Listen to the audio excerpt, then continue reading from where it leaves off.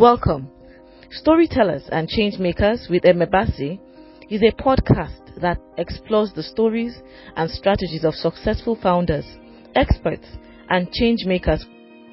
In each episode, we'll be diving into the world of online entrepreneurship, where people are creating businesses and programs that change the way we live, work, and play. And here is your host, Emebasi. Welcome to Storytellers and Changemakers. Today we have a wonderful guest. Her name is Toks Aruoture. I hope I got the pronunciation right. Aruoture. Aruoture, it's correct. Okay, all right then. So Toks is one of our speakers at our upcoming virtual summit, Freelancer to CEO, or if you're listening to this after the event, she was one of our speakers. And I thought it would be a great idea to have her come here, talk about her topic, as well as for us to actually get to know her in depth, so that we don't really have to do all that when it's time for us to actually get into the topic.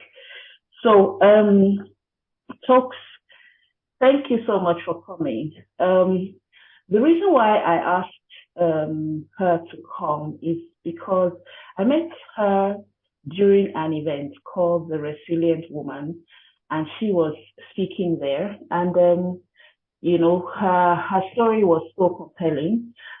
I from there got to know her and actually tried to attend one of her workshops. I think the one that's called Write Your Rockstar Story. Mm-hmm. Yeah, but somehow the timing didn't work out, but because of that, I kind of had her on the brain. So when it was time for me to do this virtual summit, she just came to mind. I was like, this lady has come and talked to us about mindset. So welcome. Thank you. Thank you for having me. So I said I was going to use your bio to talk about you. It says that you're a British Nigerian businesswoman. Tell us a bit about you. When you say British Nigerian, were you born here? I was actually born in Scotland, and so wow, okay. I know, very, very unusual. Not only was I born Definitely. in Scotland, I lived there probably about till the age of 1 or 2, and then my family moved back to Nigeria, which is where we're actually from.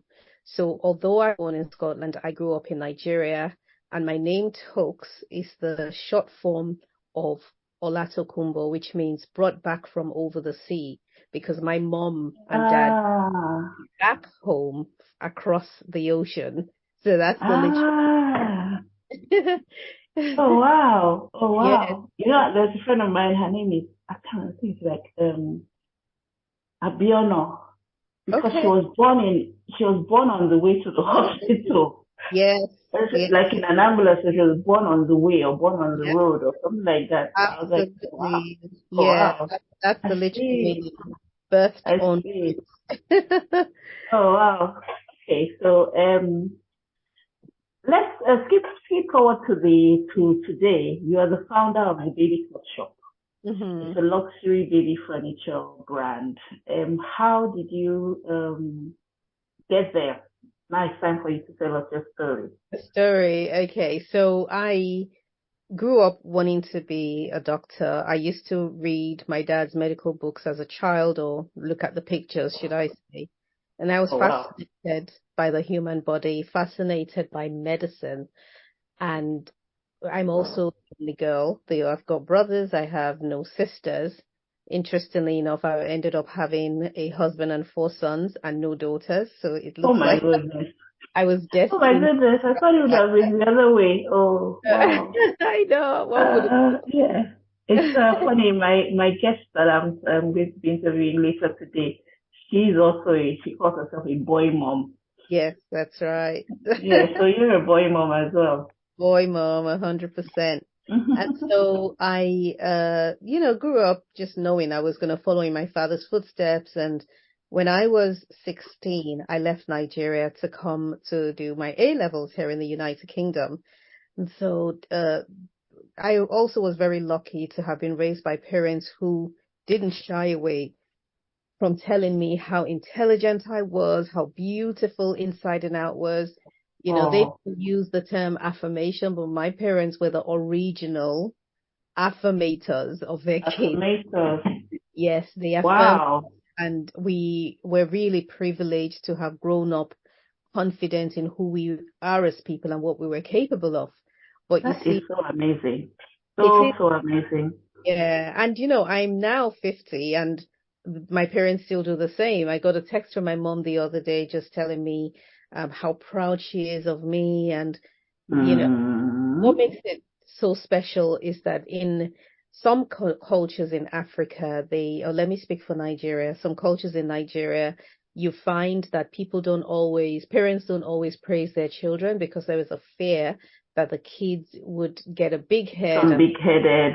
else, yes. And so it's not uncommon to find my peers, raised in homes where their parents didn't really praise them.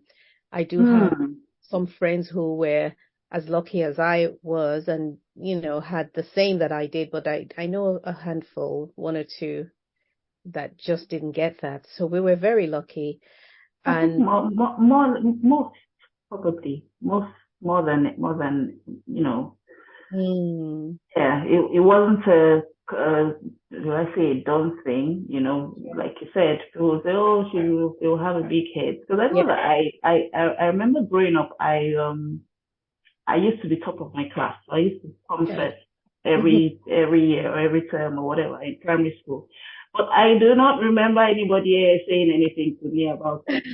Nothing like, oh, well done, or okay. So Yeah, I was overhearing them talking to somebody else right. about you. It just, it was just, what I say, like, no, it was like it was Supposed nothing. to, yeah, exactly.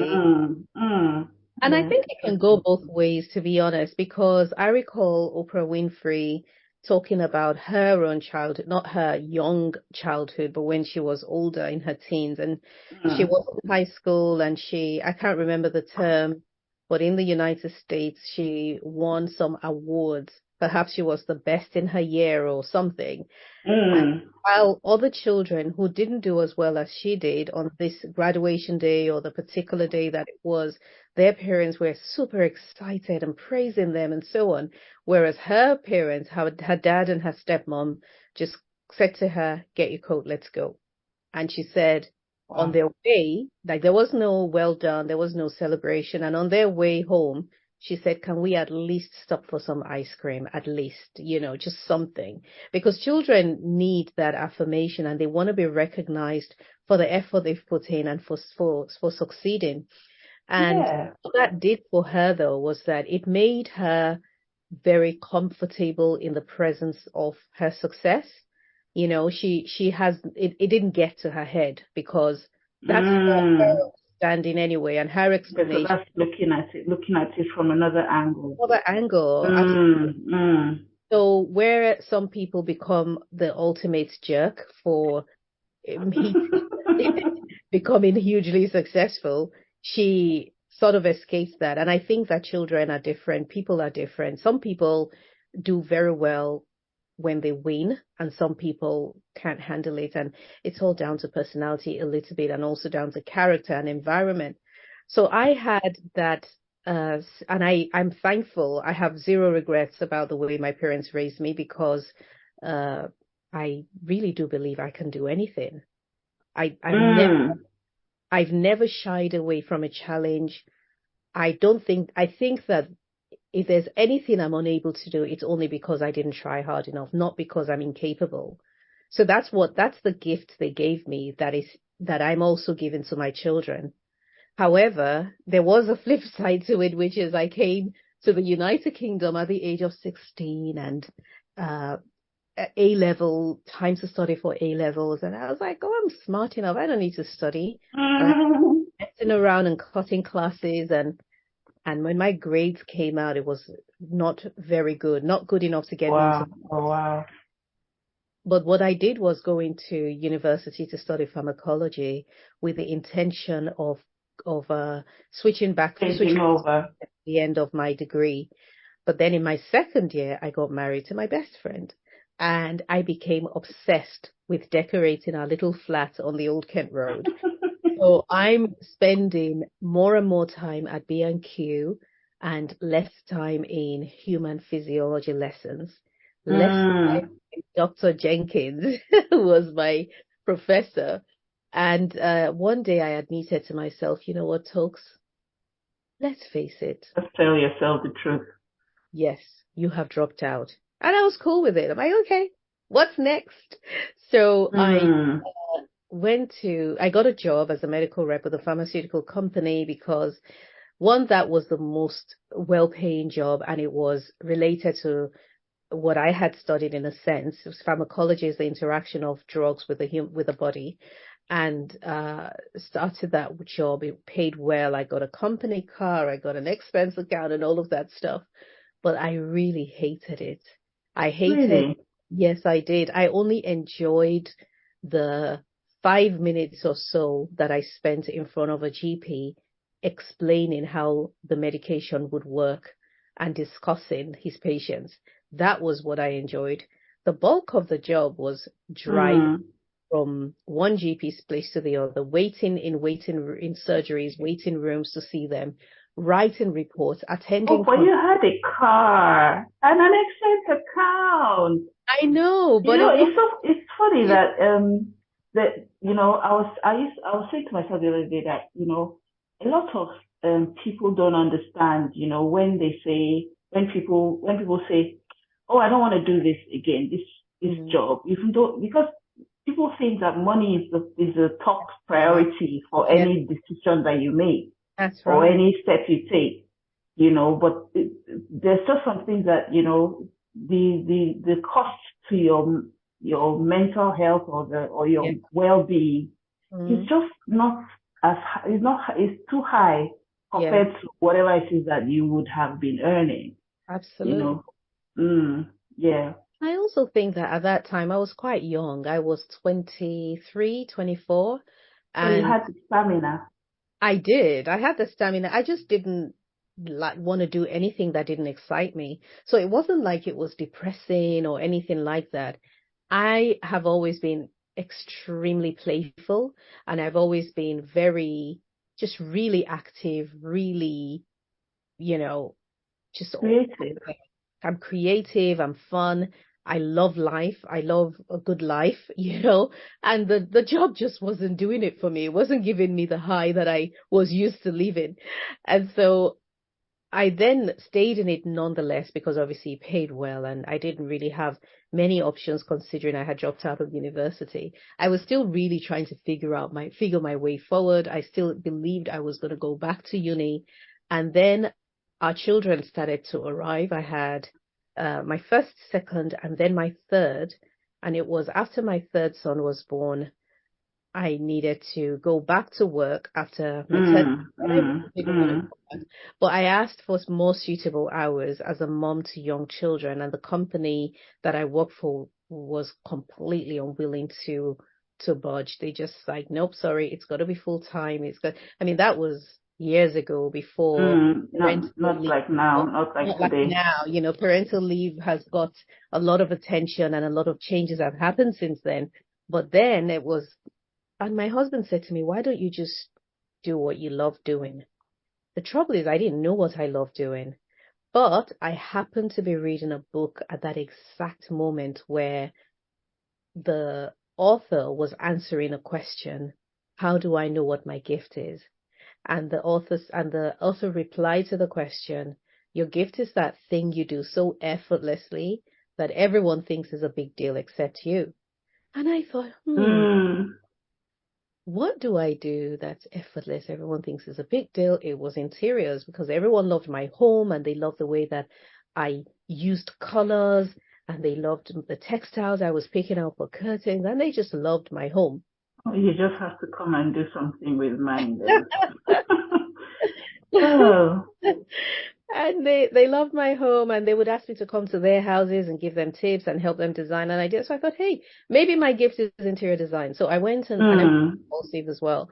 So I enrolled on a couple of design courses, and took some design classes, and before the course came to an end, within a year, I set up a design firm to design residential homes. And I started to design residential homes. And but then I had only been running the company for less than a year when my husband came back from work one day and said, "Why don't we just move to the United States?" And I said, "Yes, let's go." So we sold our home and we packed our three little boys and we moved to Atlanta, Georgia. And Wow. You must be some kind of adventurer. I think I am. You didn't say, "Oh, let me think about it," or "Oh, you must be crazy," or whatever. No. We were just like, we were young as well. Youth has that, the advantage of youth I'm finding is that you don't see anything to be afraid of.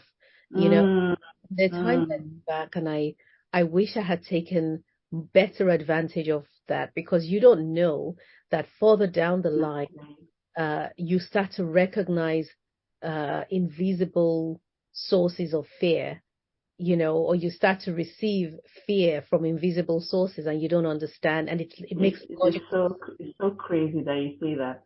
Hmm.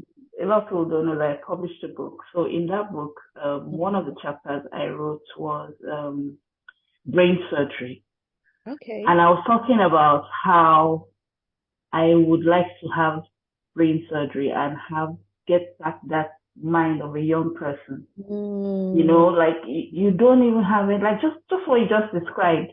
Hmm. You don't have any inhibitions. You don't have, I'll say, in fact, I gave an example in the book where I said, if you decide to have a party, Mm. in the morning, by afternoon, the party is jamming. You Mm. have guests, you have drinks, you have food, you have whatever, But now, if you decide to have a party, oh my God, there's a committee, and then Yes, right. there's a deal, that, So so it's like young people are just, there's just something that's just so fearless, and, having that kind of mindset yeah. or mind, instead of asking, "Oh, what if, looking too far down the road, or what are the things, the risks and all that, but they're going to come to that. Yeah. So, yes. Well, I agree. I mean, I So love off you went. surgery because it does sound, that's really the only way, is to rejig our thinking completely and get our minds back to what it was like when we were younger, and just not it's hard, but I don't think it's impossible. I think we Yeah. have to figure out techniques to manage the fear Like, of. for instance, now we are on, I don't know the word, on something really afraid of failure. Mm. We are too afraid of failure. Mm-hmm. As in, like, so if you what if you fail? So what? Really, that's what it should be, but we Mm. give, say, the thought of failure too much power in the Yeah. things that we want to do, Mm-hmm. and that holds a lot of people back, or, stops people in their tracks and that kind of thing. Mm-hmm.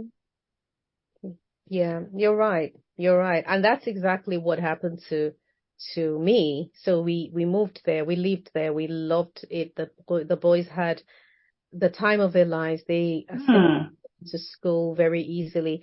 It's very interesting how I don't know where else in the world this happens, but I know that while we lived there, time seemed to go very slowly. So I would go to the shop during the day, and my husband would be back, pick the kids up from school and everything. And in the evening, we'll have enough time to go to the mall, walk around the mall, do some shopping, have dinner at the Hmm. mall, come home, get them ready for bed. They'll go to bed, and we will still have time to watch a sitcom, and it will still only be 7 or 8 o'clock in the evening.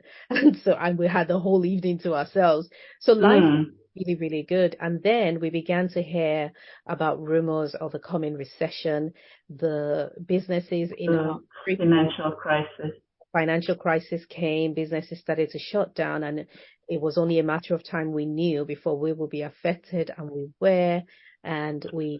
So wait, hold on a second. So when you were in the States, Mhm. were you running your shop, your interior decoration business in the States as well? No, no. I closed the one in the UK, and I purchased an existing business that sold high-end furniture and interiors for babies and children. And that was how I got introduced into that world, because I wasn't specializing in kids or anything at the time. And so, yeah. So you ran that while you were in the States. So I ran that while I was in the States, and then before we could say Jack Robinson, the recession rumors came. We tried to hold on to it, we lost it all, and we moved back to England. And I was also pregnant with my fourth son, and so we're back here, and we've lost everything because we sold our home and used it to purchase the business, and now we've lost the business of anything. And we moved in with friends. A dear friend of mine, Susie, she's my best friend, took us into her home. I remember the day we got in. That's almost like, to be dramatic, would say rock bottom. Yeah, it was. It really was rock bottom. I call that season of my life the perfect storm. After the movie, the perfect storm. It's like everything that could go wrong. That's correct. Went wrong. Yeah, because apparently there are a number of factors that can cause a storm, and one of those factors is enough to cause a storm. But in the movie The Perfect Storm, every possible factor all came together to create a storm that could not be avoided. And that was exactly what it was for us. Like, everything that could go wrong went wrong. Lost everything. I'm also pregnant, and we're now homeless, and we're staying with friends. So it's funny how I don't even think I've used the term homeless, because I never felt homeless, because but we moved in with her, and we were there for a while. And when it was time to have the baby, we were able to rent a flat, and we moved in there. And I'm like, because we didn't, even though we lost the business, we didn't completely lose it. Like, it didn't, we were still able to go back and salvage something. But we thought we'll be able to do this, that we would wait, and when the storm is over, we'll go back and we'll pick up where we left off. And then it became apparent that as the whole world was going into a recession, it became that we didn't know how long this so-called storm was going to last. And I didn't sit waiting for things to improve by themselves. So I decided to explore the UK market and see what the juvenile goods industry looked like. And I found that there was absolutely nothing half as beautiful as what we sold in the US. As a matter of fact, they didn't have high-end furniture for babies or children here. They had mamas and papas and mother care for babies, and then they had I guess IKEA, and then that was it. Like, children's rooms, there are obviously different stratas of society. Children's rooms were typically bright primary colors, Spider-Man or some Marvel hero. You might have Barbie. To all the Spider-Man lovers. Yeah, right. Yeah, that's what it is to all Spider-Man lovers out there. Honestly, your boy. So that was so it was a very different. But I want to ask you a question. Let me go off topic a bit. When that happened, did it change you? I guess it did, when because you came back. Yeah, absolutely. Because we're constantly in a state of evolution anyway. We're constantly evolving, but challenges and trials, they change you very rapidly. But a lot of times you find yourself at the crossroads, and you have to make the choice whether you're going to go left. Left is often cynicism, or you're going to go right, which is a sign of faith.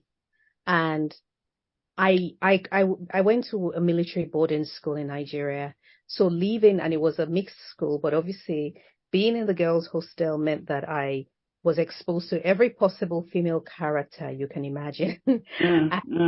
My school was in the north of Nigeria. It was a school for children of military personnel. We had people literally from all over the country.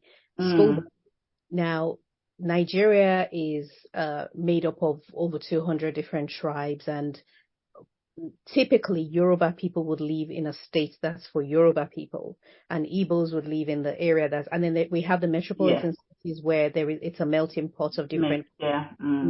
But a lot of times people tend to stick to themselves, at least when I was growing up. But then being in that school meant that I didn't have that experience. Well, I didn't even grow up in the Yoruba state because my dad was in the army anyway, but I had the experience of being exposed to different cultures and and people, people and personalities, different family constructs even. Mm. Not everybody came from a home that had one mother, one father. Some had came from polygamous homes. And because we were all in the same school, there was no room for judgment of the different personalities. And so I think that allowed me to be intentional about the decisions I made from when I was a child, because I always saw that I had a choice, the choice which group of friends I was going to hang out with. Was I going to hang with the so-called bad girls that hung out with boys, or was I going to hang out with the good girls that studied? There was always a choice. Am I going to go for dinner and get my belly full, or am I going to miss dinner, which also means I'll be in trouble for not attending dinner? There was always a choice. And so I think that my mindset I've always looked at life as a collection of choices that we have to make. And I believe that we can choose how we want to respond to a situation. Being a military school again, being boarding house, that we were bullied by seniors, we were punished when we did wrong. And your reaction or your response to being punished was either freak out and scream or act really cool. If you freak out and scream, people might laugh at you, your friends might pet you and say sorry to you. But if you act all cool, you get respect. So there's always the consequence of the choice you make, and your reaction to a situation, no matter how difficult it is, determines who you become and how you are perceived by others. So that whole experience, saw that I could become either cynical and say nothing's ever going to work in my life is over, or I could say I'm going to get up and keep going, and I'm going to try. And I thank God that I made the choice to keep going. So the day I made that decision, the day I stopped crying, and the day I said, you know what, we're going to fix this. I'm not going backwards. I'm going forward. Wow, but you were pregnant. Yeah, I was. Oh my goodness. Wow. But I was also pregnant with my fourth, which means I had lots of experience with pregnancies. I had enough experience to know that. Okay. I need to just kind of decide ahead of time that I'm not going to let this. And it really is a decision. And I believe that when you make the decision, even if you don't know how you're going to get past it, making that decision alone is so empowering. It's everything. Yes, it is. And I felt so empowered. The day I made the decision, I said, you know what? I know what I'm going to do. I'm going to start another business. I'm not going to wait for things to improve. I'm going to start another business, and I'm going to pick my life up, and we're going to keep going. And the minute I made that decision, Maya Angelou's brother said, oh, I wish I'm totally going to misquote this, but he said that one must ride on the wave of the decision. I'm going to find the quote and re-say it. But okay.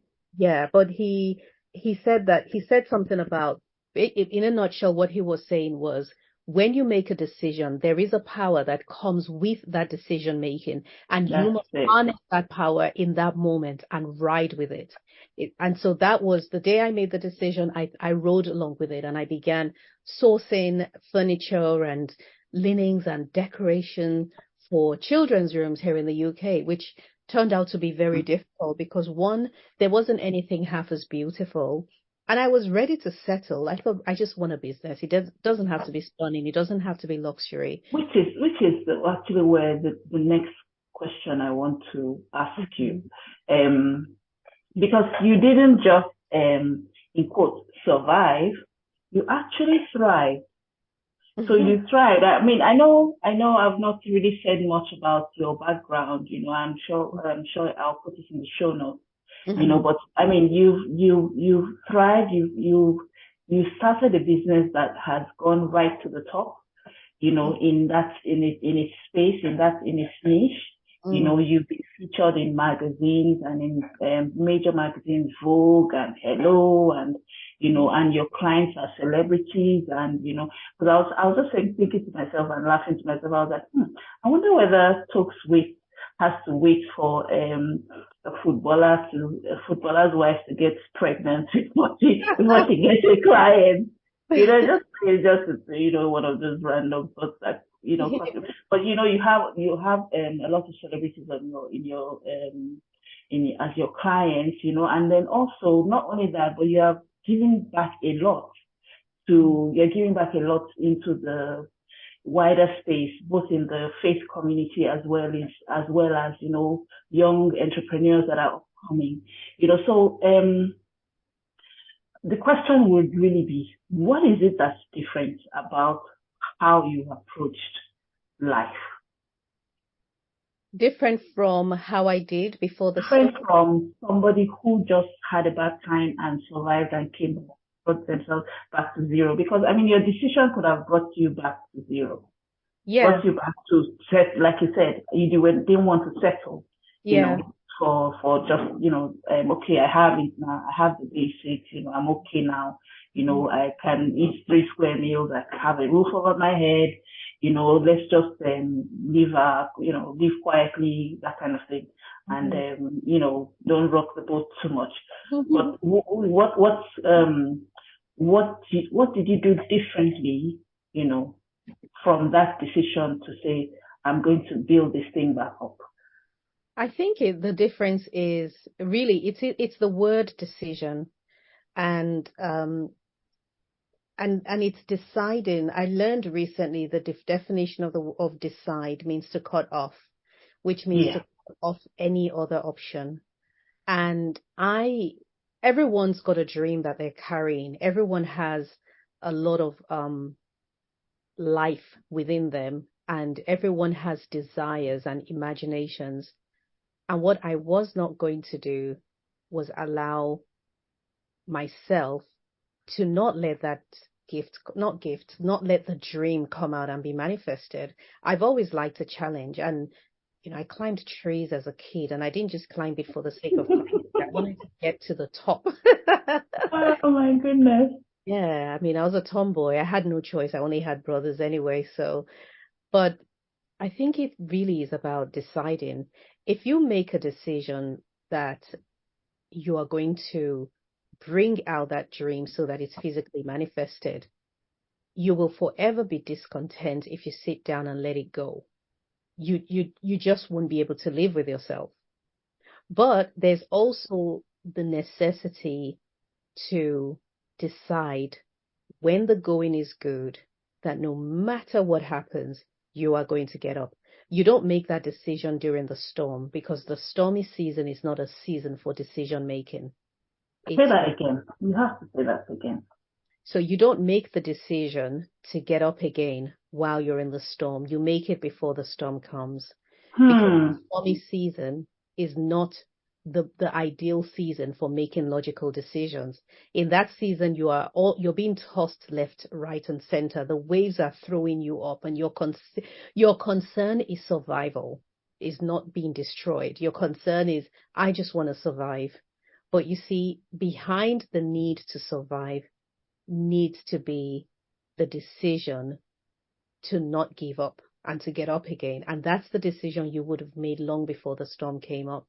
People talk a lot about resilience. Resilience is formed in the storm, but resilience is invited before you get into the storm.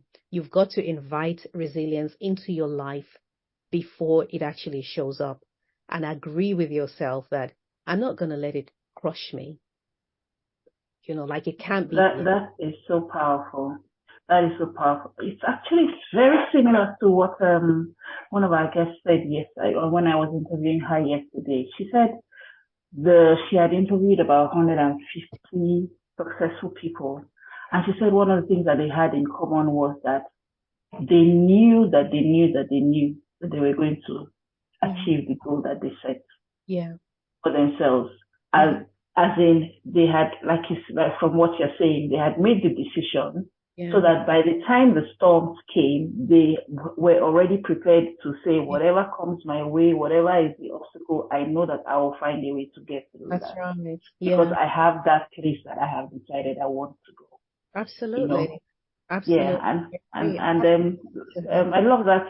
So we have to find that quote then, because I think that kind of will tie it up into a little bit. Don't worry, I'll be looking for it while I'm talking to you. So no, what I just said is mine, and it may not be available anywhere else. So what they've just heard is that's pretty much it. But I do a lot of blogging, and I record a podcast, and a lot of these little anecdotes will be found in there. Yes, I love that. I don't think I have mentioned that.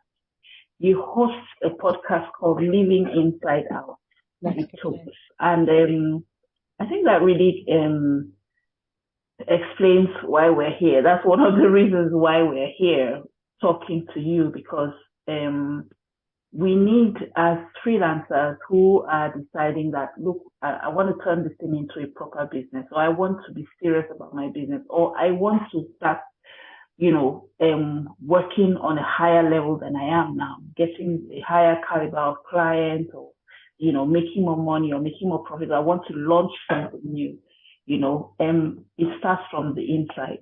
So what can you say? What would you say? I mean, we could just talk all evening, I'm sure. But what would you say to a freelancer who has said, okay, now it's time for me to step into my role as a CEO? What would you say to them? Well, the first thing I would say to them is, what does your life as a CEO look like? There's an exercise, because I run some courses as well, and there's an exercise I get my students to do, which is write a day in your life. And so I would say, write a day in your life as a CEO. Everything is going exactly as you want it to go. Your business has grown. You have multiple figures in income, in revenue, and you've got your staff. How do you see yourself? What does being a CEO of a company, what does it look like transitioning from being a solopreneur or a freelancer into a CEO? Write a detailed account of a day in the life of you as a CEO, and write it as though it's already happened. Write it as though it's in the present. That is a very, very powerful tool that allows you to clarify the picture of where you're headed. Because one of the issues that we have in business is when you're not clear on where you're going. So when you start off and you're just kind of going from one day to the next and saying, I want more sales. Well, what does more sales look like? What does your business look like next year, 2 years from now? And people do that, but there is the cash flow forecast and revenue forecast and so on, but they only do it in terms of revenue. But you need to look at it more holistically in terms of you. Where are you living? Yeah. What's your office? Lifestyle. Right, your lifestyle. What pictures are in the wall? Business practices. Exactly. Who are you working with? Number of staff. Right. That kind of thing, Yeah. Because if you can't see yourself in the future in that role, when the storm comes, you're just going to slot back into the hole that you were previously. Whereas if, like your other guest said, that successful people knew ahead of time that they were going somewhere, that they were going to become that person. And that's why whenever they get knocked down, they get up again, because the journey is that's it. They're not at the end of the journey. When I lost my business, I was tempted to think it was the end, but when I think of people who have reached the end and who it never worked out for her, I see an older woman sitting down alone in her house, and people talking about her, saying, she did really used to be she did well. Yeah, she used to be so great, but that season has ended. And I'm a storyteller as well, and I'm also very imaginative. And so I see these pictures and I know that's definitely not me, because when I was dreaming, I dreamed of being successful. And so it's important to have create healthy pictures of who you are as a person. And so once you've done that, then you write the steps that are required to get you there. Writing is one of my gifts, and it's a powerful tool. So write the steps that are going to get you there, and then figure out, am I going to do every single step on my own? Do I need help? How will I get from one step to the next? And then regular, reading it regularly and coming back to it regularly. I still do a day in my life whenever I'm feeling discouraged. If I wake up or things are not going how I want it to go in the business, write a day in my life, and that perks me back up because it's a reminder of who I am. It's so powerful. That thing about pictures, being able to picture something, and I think one of the most powerful concepts of obviously, I just realized what I'm talking about. One of the most powerful concepts when you talk about mindset work is visualizing things, but like you being able to paint a picture, and being very clear about the picture that you're painting, so that it's something that you can always have at the back of your mind as something that's kind of driving you. That's right. Yeah. So winding down, we have so much to say, but winding down. So what's your everyday life like? What's family and all that kind of thing? How do you manage everything? And then finally, where can we find you online? So today my life is I'm very focused on my work, but equally focused on my family, my boys, my husband. I start my day really early because I need to have that time to visualize and to pray and write and plan my day and all of that stuff. That time empowers me and just gives me, sometimes it gives me enough strength and power just to get through the day. Well, other times it gives me the strength and power to believe I can take over the whole world. So I do that and then head to work. These days I'm in the shop because I've gone through a restructuring in the business. I've got a new manager, so I'm in there every single day now. I never used to be, but no, except when we first started. So I'm in there every now, and my days are a mix of meetings with staff, meetings with potential business partners, meetings with collaborating with other businesses. I also do Instagram live on the Baby Cut Shop. Instagram. You do? I do lives with experts in our field, so we do that every week. Okay. And yeah, so it's very much that I leave about. And you still have time to win awards and run your charity. You have a charity actually for young people. Well, yeah, I am. I don't actually run the charity, but I am a part of a charity. That's correct. And actually, we go into inner schools to be role models for the children, and it's very, very fulfilling. And yeah, so that's pretty much what it's like. I live an hour away. My shop is on the King's Road in Chelsea, and I live just over an hour away from Chelsea. So it's a long drive, which I enjoy because again, it's me time. Time to, yes, me time. Yeah, exactly. Me time. I listen to audiobooks and all of that. And I can be found on my personal website is toksaruoture.com. My podcast is livinginsideoutpodcast.com or just Living Inside Out with Toks, and you can find the podcast on any platform, any podcast platform. I'm on social media at Toks Aruoture, and that's LinkedIn, Facebook, Twitter, Instagram. I'm quite busy on Instagram. I'll just Google her. Just Google her, you'll find her. Toks Aruoture. And also the baby cut shops. The baby cut shop is at 408 Kings Road if you're expecting a baby or you want to have a cup of tea. And our Instagram for the baby is at the baby cut shop. Oh, that's wonderful. So thank you so much. Yes, like you said, if anybody is expecting a baby, or you just want to kick out a nursery for yourself, or maybe even for your grandchild, depending on who is listening to this, yeah, you can always check out the Baby Cut Shop. It's so it's so special, it's so different. Let me put it like that. It's so different, as a business, or for what you would imagine could be a business, But that's, I mean, when you now see, then you're like, oh, okay, this actually makes sense. Yeah, but it's something that most people would never really think about. But yeah, and thank you so much for Toks, for coming to chat with us. So Toks will be talking about the mindset of a risk taker at the Freelancer to CEO Summit coming up in June, and hopefully you'll be able to check that out later. But definitely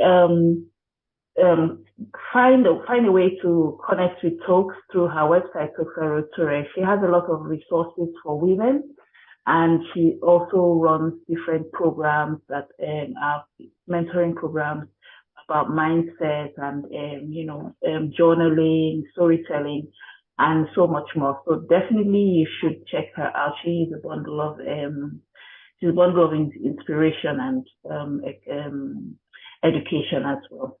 So thank you so much, Toks, again. Thank you for having me. This has been fun. Really love chatting with you. All right, thank you. Okay. All right then. That's all for now. Have a wonderful day. Bye. You have been listening to the Storytellers and Changemakers podcast with Emebasi. If you enjoyed the episode, please take a minute and leave us a review. It would really help us. For show notes and links mentioned in this episode, visit emebasi.com/podcast. Thanks, and see you on the next episode, where we hear more stories and strategies from amazing storytellers and change makers.